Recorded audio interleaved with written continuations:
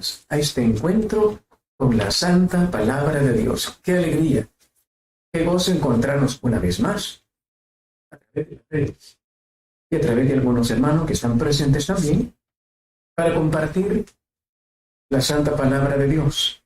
Hoy compartimos de nuestro folleto número 313 el tema La venganza, segunda parte. Le pedimos a Dios nuestro Señor que nos dé la gracia de entenderlo, de practicarlo y no vengarnos nunca más. Se lo pedimos en el nombre del Padre y del Hijo y del Espíritu Santo. Amén. Gracias, Señor, porque nos permites, a pesar de nuestra indigencia, nos permites compartir este momento de reflexión con cada uno de tus hijas, de tus hijos. Te pedimos que selles este lugar con tu preciosísima sangre, Jesús, con los rayos de la divina misericordia, con la fuerza y el poder del Espíritu Santo. Y que todo sea para gloria tuya y bendición de cada uno de nosotros. Compartimos esta reflexión desde Santa Tecla para todo El Salvador y para el mundo entero. Un papá se encuentra con el hijo y le dice: ¿por qué te dejaste arrebatar los juguetes? El niño dice: que era más grande que yo. Debiste haberle dado duro. La próxima vez que lo veas, ¿qué le ves? Si te quitan algo, vos quitarle otro también. Y si no lo haces, yo a vos te voy a dar duro. ¿Cuántas veces escuchamos cosas semejantes? La venganza. ¿Y que me la va a pagar? Y hay muchas venganzas disimuladas. El mundo entero parece que está preparado para ser vengativo. Y cada persona va intentando tomar la ley por sus manos. ¿Qué es lo que nos dice la Santa Palabra acerca de esta actitud de pleito, de revancha, de venganza? Veamos cómo lo expresa el libro de Isaías 19:18. Aquel día habrá 5 ciudades en tierra de Egipto que hablarán la lengua de Canaán y que jurarán por Yahvé Sebaot. Ir a Eres se llamará una de ellas. Palabra de Dios. Señor. Para entender este texto, nos vamos a ir a Levítico 19, en el versículo 18. Dice Levítico 19, 18: no te vengarás, ni guardarás rencor a los hijos de tu pueblo. Amarás a tu prójimo como a ti mismo. Yo, Yahvé. ¿De qué nos hablan estas citas bíblicas? De la no venganza, de lugares de asilo para la persona mientras estaba siguiéndole un juicio, para que no se tomara inmediatamente la venganza por mano propia. De esta manera está prohibiendo la venganza, porque la santidad es contraria a la venganza. Veamos un poco el desarrollo. ¿Cómo fue la idea de la venganza? ¿Cómo se fue desarrollando a lo largo de la historia? En primer lugar, veamos qué significa venganza. Devolver mal por mal. Esa es la venganza. Pero en el lenguaje bíblico, la venganza indica cierto restablecimiento de la justicia, una victoria sobre el mal. Si está siempre prohibido vengarse por odio del malvado, es en cambio un deber vengar el derecho atropellado. Poco a poco va evolucionando. No solamente está prohibido, pero hay cosas que merecen justicia. El ejercicio de este deber evolucionó a lo largo de la historia. Se le quitó el derecho a la persona para entregárselo a la comunidad. Y sobre todo, al final Dios se revela como el único vengador legítimo. Porque el hombre se venga por enojo, por instinto, por odio, se le traslada a la sociedad, pero también en la sociedad hay problemas. Lo que estamos viendo ahora, cuánta gente puede ser injustamente acusado y llevado a la cárcel. Alguien se vengó, alguien dijo algo, y para mientras investigan, se lo llevan preso. Entonces Dios, viendo este panorama, se revela como el único que tiene derecho a la venganza, porque Él no lo hace por enojo, por odio, lo hace para corregir. El Evangelio de ahora, por ejemplo, ¿de qué nos habla? Ojo por ojo. El Evangelio de ahora dice, ¿por qué miras la pelusa en el ojo ajeno si tú tienes una viga? Estos son detalles de cómo nosotros podemos vengarnos también, haciendo daño a la persona, raja del árbol caído, cuando nosotros somos peores. Nos encanta acusar a los demás, nos encanta hacer pedazos a los demás, sin darnos cuenta que también nosotros tenemos problemas. Lo primero que tenemos que tener claro, el vengador de la sangre. Recordemos que el pueblo de Israel era un pueblo nómada. ¿Qué significa eso? Que no tenían un lugar fijo de residencia. Y los miembros de este clan, no podría ser un pueblo sino que un clan, debían protegerse y defenderse mutuamente. Por eso, la idea de la venganza original. Porque si no detenían al agresor, el agresor terminaba con todo el clan. Entonces tenían que darle una lección a esa persona o esa tribu que había dañado al pueblo de Israel. Tenían que hacerle frente, pararlo. Y eso estaba bien. Pero en el caso del homicidio, vengador de la sangre, se vengaba el clan dañado matando al asesino. Era necesario, ¿por qué? Porque si no, aquel acababa con todo el clan. Aquí hay una cuestión interesante, la solidaridad.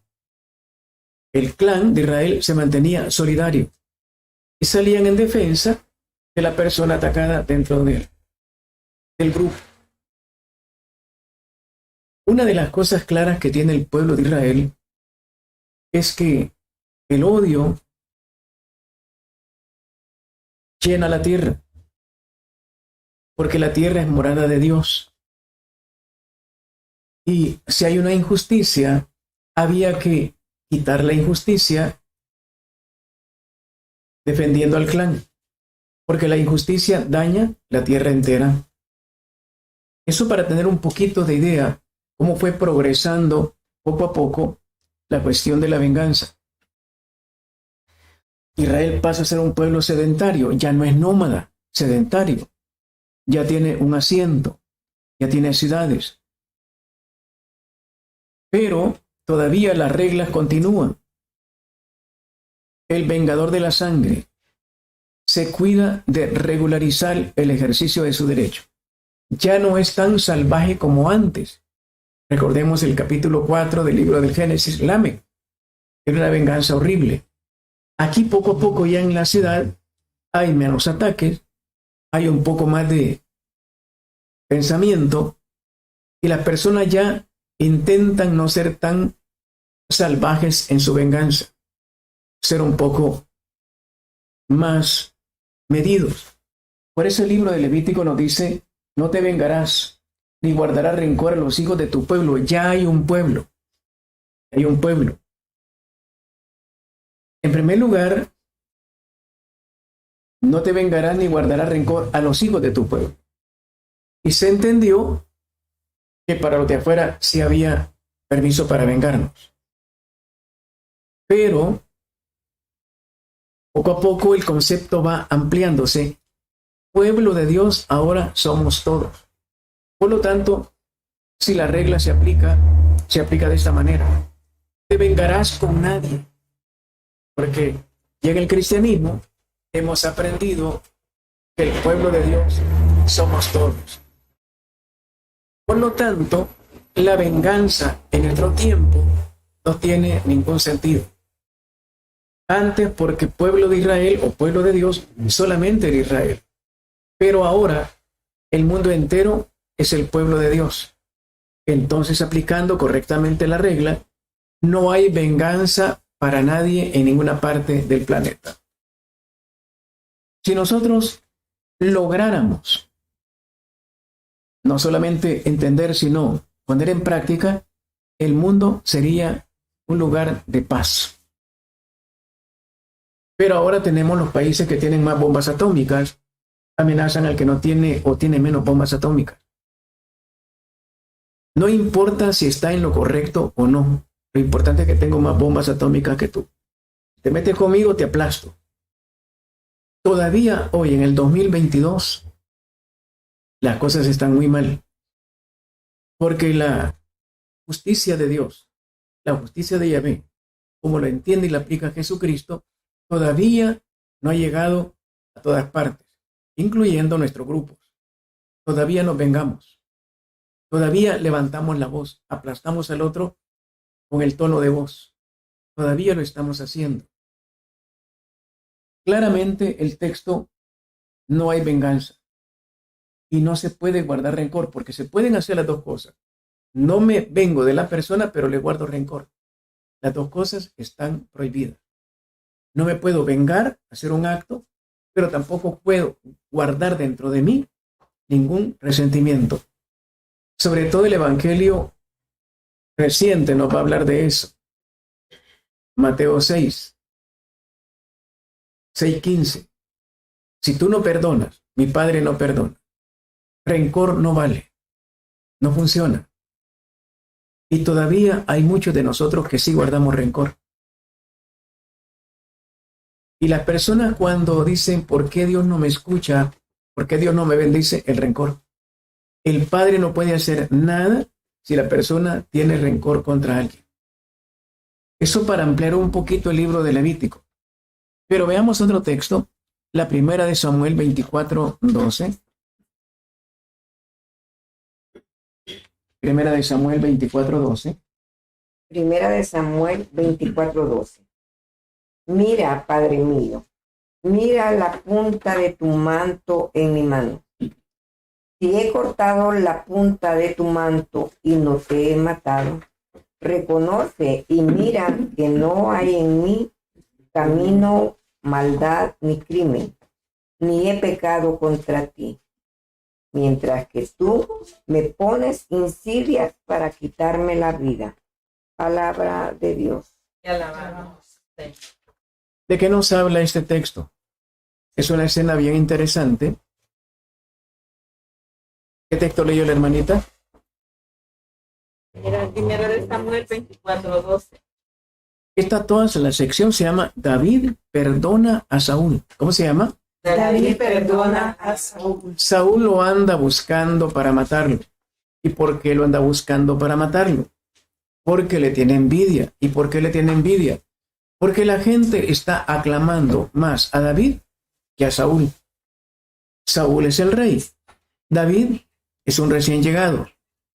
Pero David salen huyendo y la escena es un poco pintoresca. Entró Saúl a hacer sus necesidades en una cueva. Dejó el manto, se quita el manto, entra en la cueva y le dicen los amigos de David, mira lo que está pasando. Saúl acaba de entrar y dejó el manto. Atraviésalo con la lanza. Y David, no, es un ungido de Dios, no le puedo hacer eso. Pero llega, le corta un pedacito al manto y se retira. Y se va enfrente y le dice, Saúl, mira, ese es un pedazo de tu manto, te pude haber matado. pero no lo hice porque eres un ungido de Dios. No lo mató no porque no tuviera oportunidad, es que respeta las reglas de Dios. Es un ungido de Dios, no le voy a hacer daño. Esto nos tendría que hacer pensar, ¿por qué no nos vamos a vengar a nosotros? Porque a Dios no le gusta. No es por ninguna otra razón, es porque Dios no lo permite. Y David aquí va a crecer bastante porque precisamente va a perdonar la vida de Saúl teniéndolo. Saúl estaba desarmado, no tenía ni el manto, no tenía espada, no tenía nada para defenderse. Era fácil matarlo, aunque era un grandote sí, pero era fácil matarlo. Pero David le perdona la vida. Esto nos tiene que llevar al pensamiento. Una persona no vengativa le perdona la vida al que le está buscando hacer mucho daño. Queridos hermanos, es una escena muy hermosa, muy emocionante, como el David, que todavía no es rey, le ha perdonado la vida a Saúl, pudiendo haberlo hecho. ¿Qué es lo que nosotros hoy tenemos que aprender? Y lo hace por una razón hermosa, porque es un ungido de Dios. Y nos enseña que aunque tuviéramos la oportunidad, aunque estuviéramos en la capacidad de tomar venganza, y fijémonos una cosa, ¿cuándo fue escrito este texto? El libro de Samuel, más o menos por el año 1040. Ya en ese momento ya había personas sanas como David que no va a aprovecharse de la ventaja para tomar venganza, destruir al asesino. Y la escena es interesante porque cuando David le muestra el pedazo de tela y le dice el texto, mira, rey Saúl, te pude haber matado, aquí está el pedazo de tu manto. ¿Cuál es lo que sucede aquí? Que el rey Saúl sale y le dice, hijo mío, tú eres mejor que yo. Tú eres mejor que yo. ¿Por qué? Estás perdonándome la vida, pudiendo haberme matado. ¿Qué le dijo el rey Saúl al rey David? ¿Qué le dijo? ¿Qué le dijo? Voy a repetir la escena. El rey Saúl estaba haciendo sus necesidades en la cueva. Andaba persiguiendo a David porque se vengaba, sentía odio por David porque era más famoso que el rey Saúl. Entonces, cuando anda huyendo el rey David, el rey Saúl entró en una cueva y entró a hacer sus necesidades. Los amigos del rey David, los soldados, le dijeron, mira, Dios ha puesto, fíjese la palabra, Dios ha puesto a tu enemigo en tus manos. Atraviésalo con la espada, clávalo con la espada, con la lanza. Eso podría ser una prueba. Dios poniendo al enemigo en la mano de David. Pero reacciona David. Dice, no lo voy a matar. ¿Por qué? Porque es un ungido de Dios. La única razón valiosa que menciona el rey David es que está ungido por Dios. No es porque le tuvo lástima, no es porque... no, tiene todas las de ganar. El hombre está acurrucado, desarmado totalmente. Matarlo era sumamente fácil. La razón por la cual usted y yo no nos vamos a vengar no es porque le tengo lástima, no es porque no puedo, es porque Dios no lo autoriza.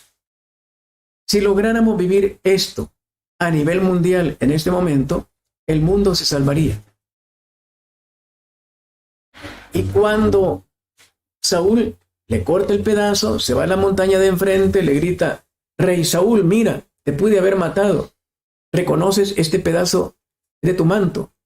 Y dice Saúl, es cierto, es mi manto. Da un grito Saúl y dice, hijo mío, tú eres mejor que yo, porque pudiste haberme matado y no lo has hecho. Tú me buscas el bien a mí, yo te he buscado el mal a ti. Hijo, perdóname. Qué interesante. El no perdón provoca más venganza. El perdón, la no venganza, provoca la conversión de Saúl. Una escena muy interesante. Saúl es inteligente, se da cuenta que sí, estuvo a punto de ser atravesado con la lanza, porque eso es lo que él quería hacer con David. David lo pudo haber hecho con él y no lo hizo, por Dios.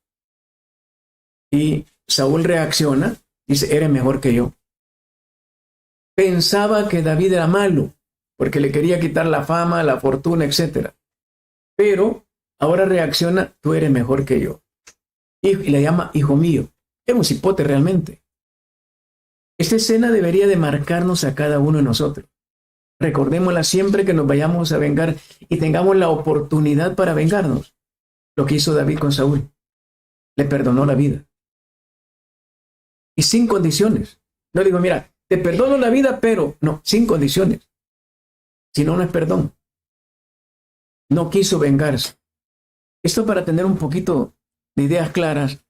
Desde el año 1040 ya había ese tipo de corazones muy buenos. Veamos Jueces 15:7. Jueces 15:7. Jueces 15:7. Sansón les dijo, ya que se portan así, no he de parar hasta vengarme de ustedes. Palabra de Dios. Te alabamos, Señor. ¿De qué nos habla esa escena? Es una escena diferente. Estamos en el libro de los Jueces. Todavía no hay profetas. Antes del profeta Samuel, ¿recuerdan ustedes quién fue el primer gran profeta del pueblo de Israel? Hermanita Margot, ¿recuerda quién es el primer gran profeta? Hermanita Esperancita, ¿lo recuerda? El primero en la línea fue Samuel. Y Samuel va a comenzar, el profeta mayor de todos los tiempos es Moisés, lo dijo muy bien la hermana. Pero cuando ya comienza Dios a ordenar la vida del pueblo de Israel, fue con profetas. Pero antes de los profetas hubieron jueces. Y los jueces dictaban sentencia. Para eso fueron colocados, para defender al pueblo. Después de los jueces van a aparecer los profetas. Esta escena es antes del profeta Samuel. Y aparecían unos jueces que eran más o menos buenos, igual que ahora, y otros que no. Aquí se habla de Sansón. Sansón era un juez. Y como estamos en una época salvaje en este momento, sacaron a ese Sansón, que era un gigante, para derrotar al enemigo. Se necesitaba un gigante. Pero lo que vemos aquí es que no siempre los gigantes tienen cerebro. Aquí este hombre se dejó ganar, entregó el secreto a una mujer, y esta mujer se lo entregó a los enemigos y le sacaron los ojos. Ahí terminó la historia, pero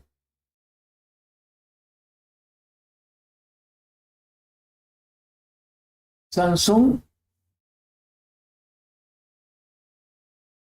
se da cuenta de cómo lo persiguen los filisteos. Y dice Sansón, ya que se portan así, no he de parar hasta vengarme de ustedes. Y les midió las costillas, causándole un gran estrago. Era el tiempo en que la venganza se permitía. ¿Por qué? Porque si no, lo mataban. De hecho, le sacaron los ojos a Sansón. Esto hay que ubicarlo en su tiempo. Cuando una persona venga y nos diga, mire, pero es que Sansón se vengó, hay que decirle, mire, momento, ¿de qué época estamos hablando? Porque si no entendemos esto, un hermano viene y nos dice, pero Sansón se vengó. Sí, pero ¿cuándo? Antes del profeta Samuel. Ya cuando aparece el profeta Samuel, ya comienza a bajar, aparece el rey David con una no venganza. Cuando una persona es vengativa, está en el tiempo de Sansón, en el tiempo que usan el cuerpo, la fuerza bruta, para aplastar a la otra persona. Pero Jesús, por ejemplo, ¿cuánto medía Jesús? 1,70.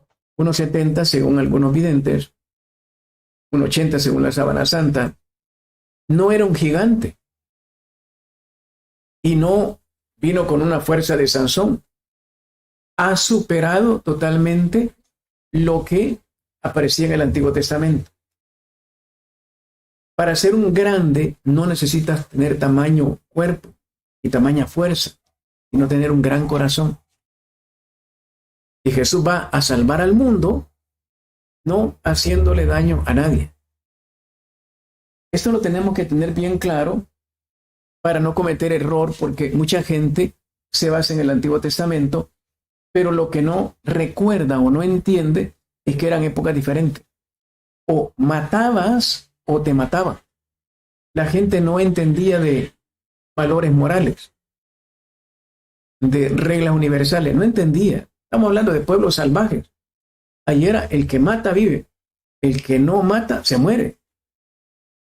Cuando van entrando los pueblos de Egipto, van entrando a la tierra de Canaán, eran pueblos no solamente salvajes, sino satánicos. Sacrificaban a los dioses, a los demonios. Por lo tanto, si veían unas personas, un grupo, y lo van a capturar, es para matarlo. No solamente para hacerlo esclavo, sino para matarlo. Porque eran sus enemigos. Entonces, estos tenían que defenderse matando también. Para entender por qué el pueblo, el Dios del Antiguo Testamento era tan sangriento. Era una época necesaria. Pero ahora no estamos en esa época. Veamos otro texto. El libro del Eclesiástico. Oigamos qué hermoso esto. Eclesiástico 28:1. El vengativo sufrirá la venganza del Señor, que llevará cuenta exacta de sus pecados. Palabra de Dios. ¿De qué nos ha hablado el texto? El vengativo su venganza. Toda la sección aquí en el libro del Eclesiástico se llama el rencor. ¿Cómo se llama? El rencor. El vengativo sufrirá la venganza del Señor. Es exactamente el evangelio de ahora. Y si unimos el evangelio de ahora, ¿qué capítulo es el evangelio de ahora? Mateo 7, del 1 al 5. Lo unimos con Marcos 4:24. Dice: con la misma vara que midas se te medirá y con intereses. Eso lo dice Marcos 4:24. Unimos los dos y sacamos un texto más profundo. Dios no solamente te va a castigar de la manera que tú lo hiciste, sino con intereses. Y dicen los doctores de la iglesia, los intereses es una cosa más grande que el capital, porque llega hasta el fin del mundo. Por lo tanto, cada vez que yo hago una cosa de esas y no me arrepiento a tiempo, me espera una larga condena. No tiene sentido. Dios por eso no permite la venganza de nadie. No importa lo que nos hayan hecho. Jesucristo en la cruz es Dios, el Dios creador universal, y está perdonando a todos. Y lo están matando de una manera salvaje. Sin embargo, Él nos ama tanto que nos está perdonando a todos. Si todos en esta comunidad, en este ministerio, en este paisito, nos amaran de esa manera, no habría problemas. El vengativo sufrirá la venganza y la venganza de Dios es durísima. No es la venganza de un hombre. La venganza de Dios no tiene límites.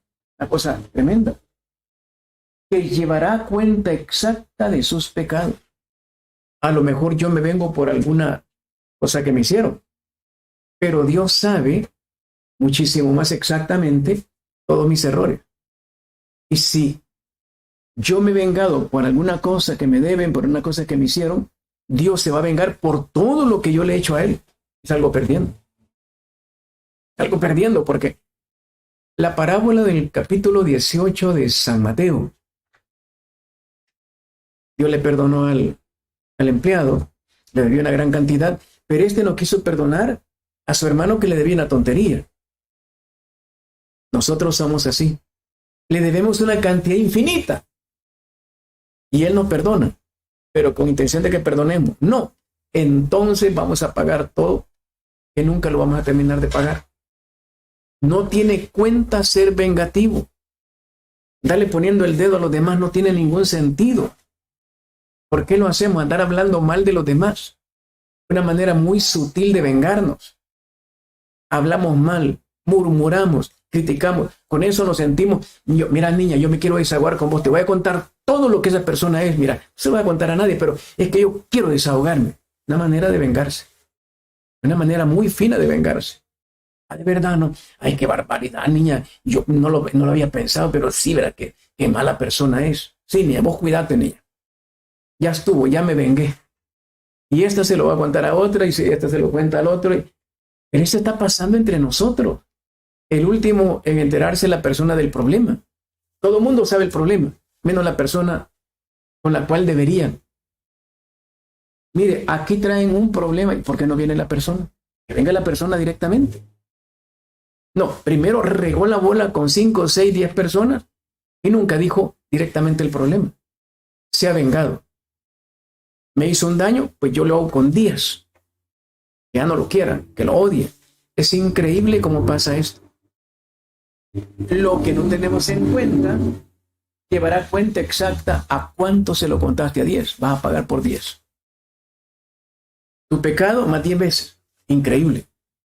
Dice don Bosco, si yo hago un libro de pornografía, me arrepiento, Dios me perdona, pero ese libro sigue circulando. La cuenta que llega hasta el final de los tiempos va a ser mía.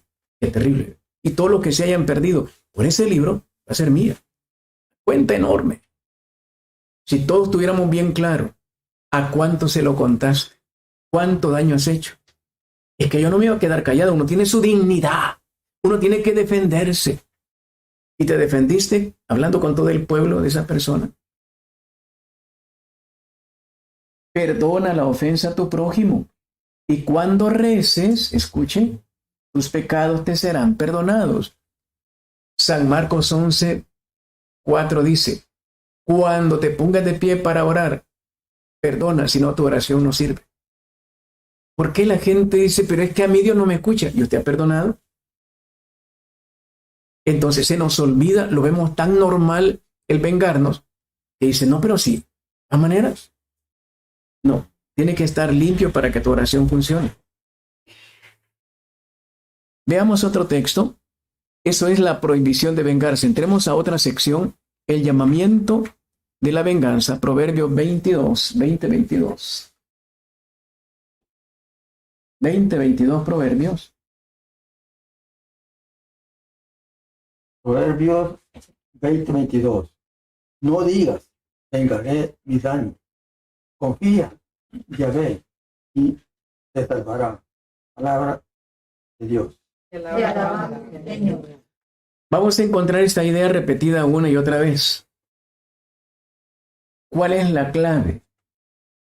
Según el libro de los Proverbios. No digas, vengaré mi daño. Esa frase está prohibida entre nosotros.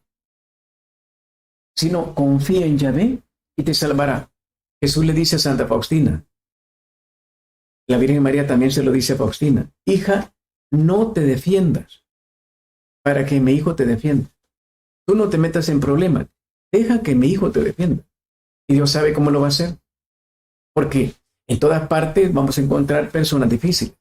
En el convento de Santa Faustina le llovía. Señor, ¿qué hago? Mira todo lo que dicen de mí. Que no te preocupe lo que opinan de ti. Que te preocupe lo que yo opino de ti.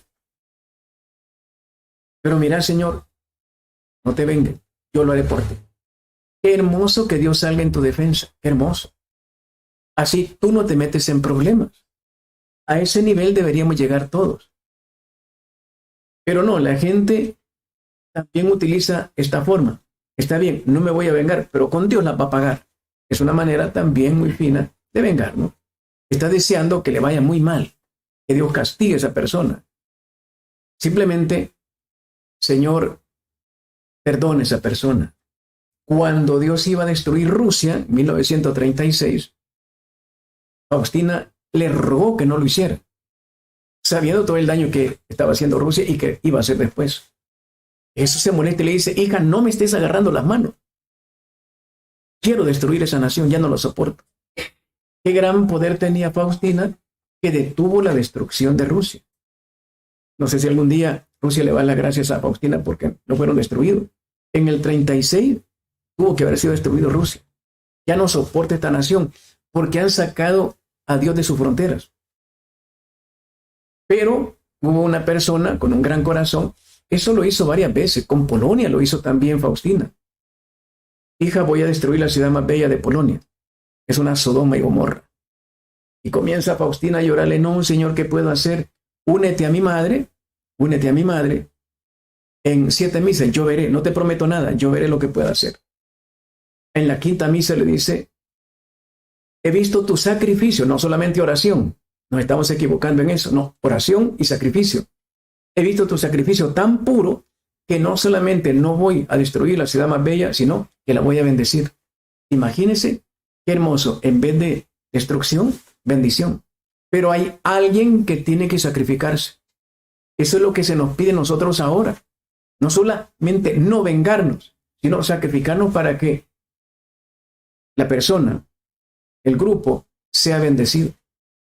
Tenemos que alcanzar esos niveles. No solamente, está bien, soy de Cristo María, no me voy a vengar. No has hecho todo lo que se te encargó. Tienes que suplicar que Dios perdone. Pero si lo dice el capítulo 5 de San Mateo, ruega por los que te persiguen. La gran pregunta, los hermanos de Capilla lo estarán haciendo, los hermanos de Sanación lo estarán haciendo, los hermanos dirigentes lo estarán haciendo. ¿Están rogando por aquellas personas que hacen la vida de cuadritos? ¿O solamente nos estamos reprimiendo? No, tenemos que no vengarnos, qué bueno, y lo hacemos en el nombre de Dios. Pero además de eso, le suplico, Señor, bendice a esa persona, bendice ese grupo. Es lo que se nos pide ahora. Es lo que hizo Jesús en la cruz. Padre, perdónalos. Y el perdón de Dios significaba bendición. Eso para tener claro, la clave es confiar en Dios. No que Él va a ajustar cuentas con la persona. Ojalá que no le ajuste ninguna cuenta. Los grandes santos, recordamos el protomártir de la iglesia cristiana. ¿Quién es? ¿Recuerdan? El protomártir. San Esteban, muy bien. Diácono. San Esteban, ¿qué es lo que dijo San Esteban? Señor, no les tengas en cuenta este pecado. Y mire qué hermoso mencionar ese detalle. Esa oración tan hermosísima de San Esteban, le doblaron las rodillas a puras pedradas. Debe ser muy doloroso. Pero esa oración fue tan pura que logró la conversión de San Pablo. Nada menos, mire la oración. Cuando tú no te vengas, Dios puede convertir a un San Pablo, a un Saulo en un San Pablo. Pero lo hizo con tanto corazón, estaba lleno de luz, dice el texto, el libro de los Hechos, que Saulo, que tenía la piedra en la mano, se le cayó la piedra, dio la vuelta y comenzó a caminar. Y hay una película muy interesante, a veces hay películas interesantes. Cuando él bota la piedra y comienza a caminar, ¡Saulo, Saulo! Ya no quiso quedarse en el lugar donde estaban matando. Él piensa, ese hombre es mejor que yo. Ese hombre es mejor que yo. Se da cuenta, era inteligente, Saulo, se da cuenta que ahí hay algo mejor. Bota la piedra y se va. Y comenzó la conversión de Saulo. Cuando yo pido bendiciones por mis atacantes, Dios va a aplicar conversión en los demás. Imagínense si se aplicara eso con los matrimonios, si se aplicara eso en las comunidades. No solamente no me vengo, sino pido perdón por esas personas. Oigan, si dice Jesús, ruega por tus perseguidores. Como que nunca hubiéramos estudiado Biblia. Como que es primera vez que lo estamos estudiando, ¿verdad? Porque lo que estamos viendo en la calle es al que es tonto ni Dios lo quiere. Así dicen la gente mal pensada. No, aquí sálvese quien pueda. Hay que pasarse llevando a quien se deje. Es increíble la falta de formación que tenemos. Veamos otro texto, Jeremías. Jeremías 15:15. A ver, Jeremías 15:15. Tú lo sabes. Yahvé, acuérdate de mí, visítame y véngame de mis perseguidores. No por alargar tu ira sea yo arrebatado. Sábelo por ti, he soportado el aprobio. Palabra de Dios. ¿quién era Jeremías? Hay que dar un poco de terreno al texto. Hay que ambientarlo. Si no, no vamos a entender, no vamos a ser profundos en Biblia. Jeremías, ¿cuándo surge Jeremías? Es un profeta, claro que sí. En el año 630 a.C. ¿Y para qué lo hizo surgir Dios? Porque hay una razón para todo. Para convencer al pueblo de Israel que cambiara, porque no quería mandarlo a Babilonia como esclavo. ¿Y qué pasó con el pueblo de Israel con respecto a Jeremías? Le hicieron la vida de cuadritos. Tanto que Jeremías va a decir una frase muy dura en el capítulo 17, maldito el día en que yo nací. Va a estar diciendo cosas muy fuertes, Jeremías. Está muy mal. Dice en el capítulo 20, versículo 14, maldito el día en que nací, el día que me dio a luz mi madre, no sea bendito. Ando por una crisis horrible. Maldito aquel día que felicitó a mi padre diciendo que ha nacido un hijo varón y lo llenó de alegría. Sea el hombre semejante a las ciudades que destruyó Yahvé sin que le pesara. ¿Por qué ha caído en esa tristeza, desesperación, una depresión horrible? Es un ungido. Desde el vientre materno Dios lo escogió para ser profeta. ¿Pero por qué llega esto? Porque el ataque del pueblo de Israel era tan duro, cada vez que lo miraban, denle de golpe, mire, ahí viene el vidente, denle golpe, acabemos, hombre. Era una cosa, nomás se paraba en la puerta y empezaban las pedradas, una cosa horrible. El pobre chico llega un momento en que ya no soporta. ¿Para qué? ¿Para qué me crearon? Solo para que estén riendo. Hasta canciones le habían hecho, dice el texto. Canciones donde se burlaban de él. La profesión de profeta es una de las más duras. Si no, pregúntele a Jesús, a Juan Bautista. Sin embargo, él cae en esa crisis. Estamos hablando del año 630. Cae en esa crisis precisamente. Tú lo sabes, Yahvé, acuérdate de mí, visítame.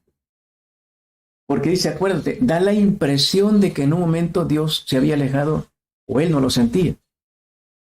Y Dios permite eso para ver qué tan fieles somos. Porque hay gente que se acostumbra a estar teniendo visiones.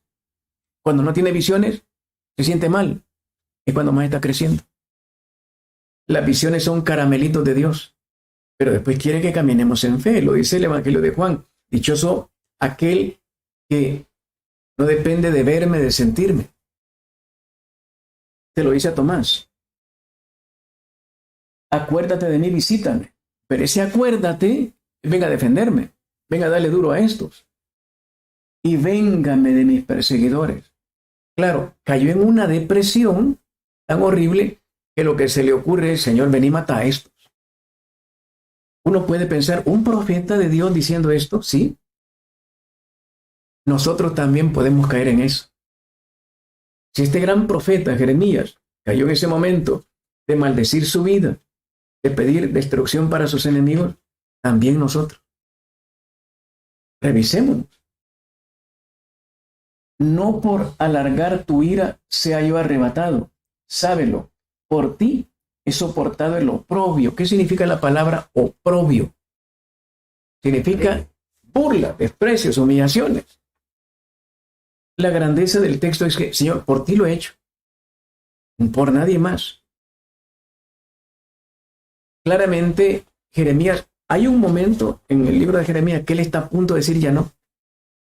Y Dios le dice, yo te respeto. No quieres seguir, te respeto. Pero deberías continuar. Está bien, dice, porque hay un momento en que dice ya no. Juan es muy humano. el libro de Jeremías es muy humano. Nos presenta un ser humano que está luchando con una crisis enorme, que de pronto dice, ya no sigo. Ya no, ¿para qué? Esto no funciona.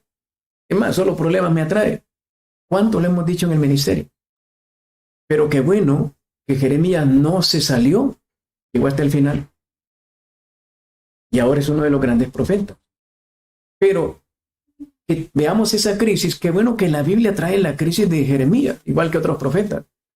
Nos indica que esto realmente son seres humanos.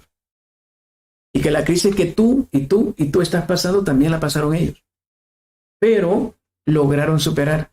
En un momento habremos deseado destruir a una persona, a una comunidad, etc.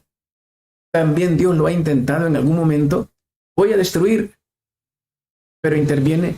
El caso, por ejemplo, del libro del Éxodo, le dice a Moisés, apártate, Moisés, voy a destruir este pueblo. Voy a hacer un pueblo nuevo. Ya no quiero saber nada de este pueblo. Y qué hermoso encontrar un intercesor. A Moisés le había ido muy mal con el pueblo de Israel. Y sin embargo le dice, Señor, si lo destruyes, van a decir los egipcios que no tuviste poder para llevarlos a la tierra prometida. No van a hablar mal de ellos. De vos van a hablar mal. Señor, no puede pasar. Pareciera como que Moisés le da clases a Dios. Pero qué bueno tener esa confianza de platicar con Dios así. Señor, no van a hablar mal de ellos. De vos van a decir que no tuviste poder. No lo hagas, Señor. Y está bien, no lo voy a hacer. ¿Sí? Impresionante la escena. Pero qué bueno que alguien intercede. Pero no es la única vez. En otro momento, la del becerro de oro. Apártate, Moisés.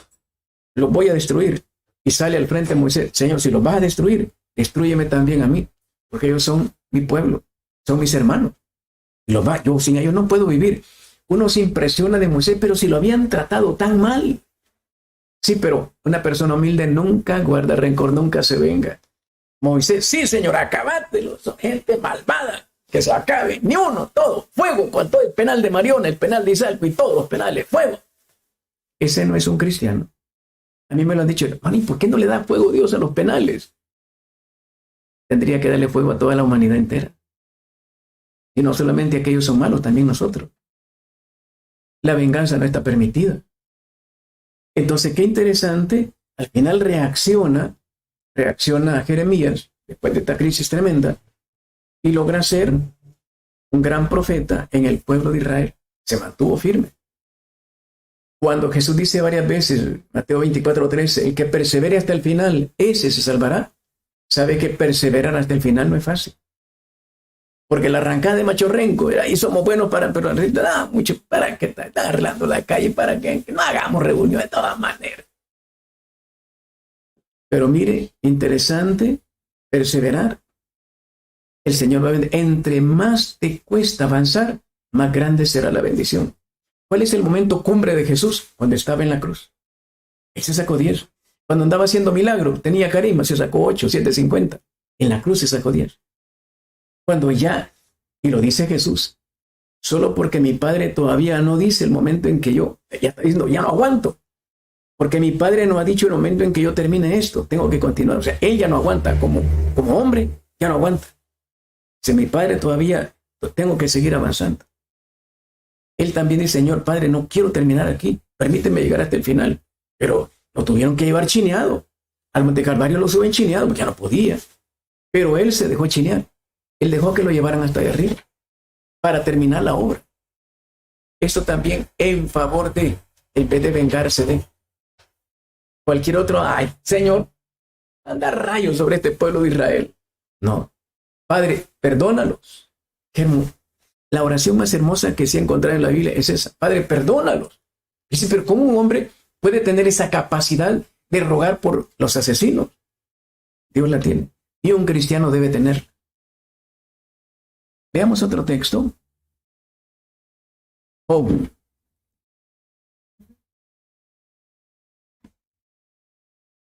Job 19:25.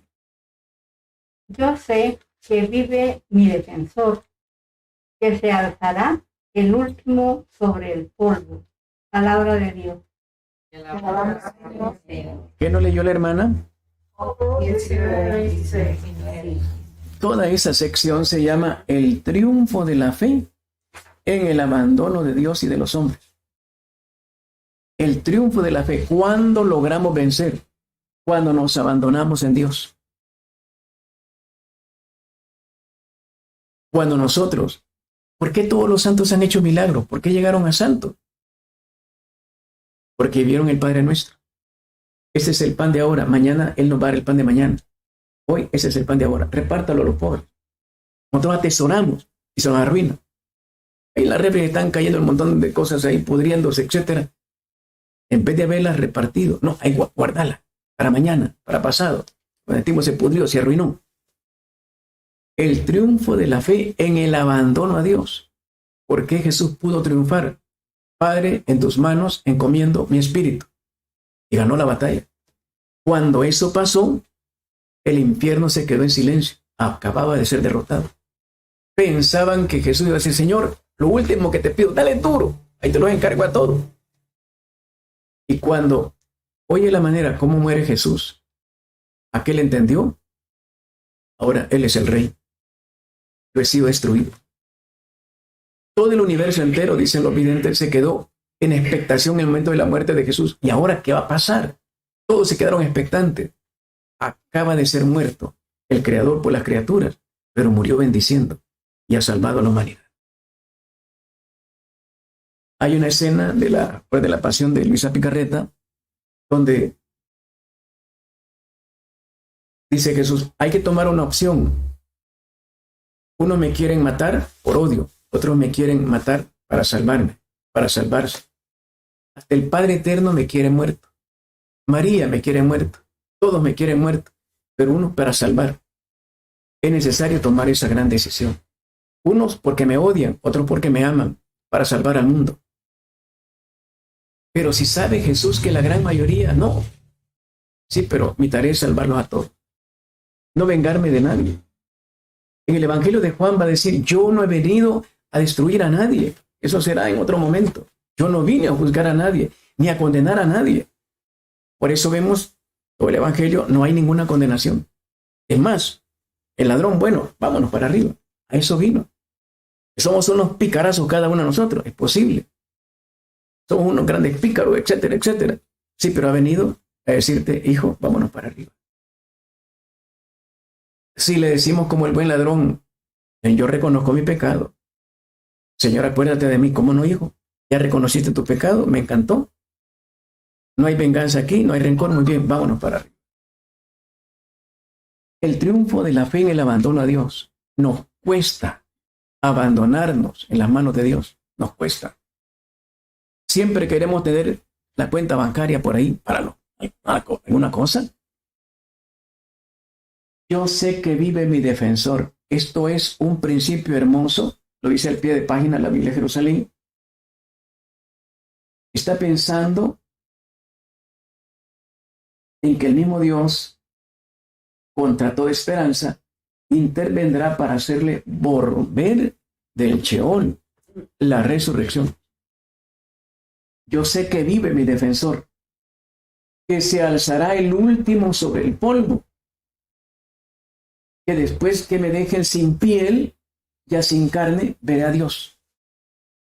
Llega un momento hermosísimo en el libro de Job. Aunque me quitaran toda la piel, yo sé que eso me puede ayudar a estar delante de Dios. Esto le pasó a Jesús literalmente. En una de las horas de la pasión dice, era un cordero desollado. Creo que es la hora 19. Cordero desollado. No hay ningún otro centímetro donde puedan hacerme otro agujero más. Después que me dejen sin piel, cordero desollado, ya sin carne, veré a Dios. Hay un chispazo en la vida de Job. También maldijo a Dios, maldijo su momento. 3:3 de Job. Pero reacciona y dice, yo sé que vive mi defensor. Si el defensor vive, yo también voy a vivir. Y no importa que me quiten hasta la piel.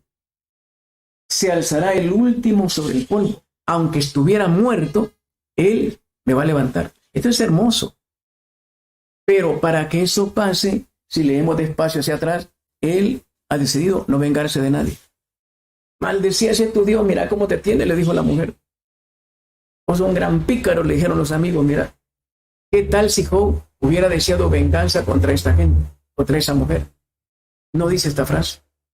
En la grande crisis del mundo que todos tenemos, si nosotros logramos no vengarnos, la luz de Dios vendrá.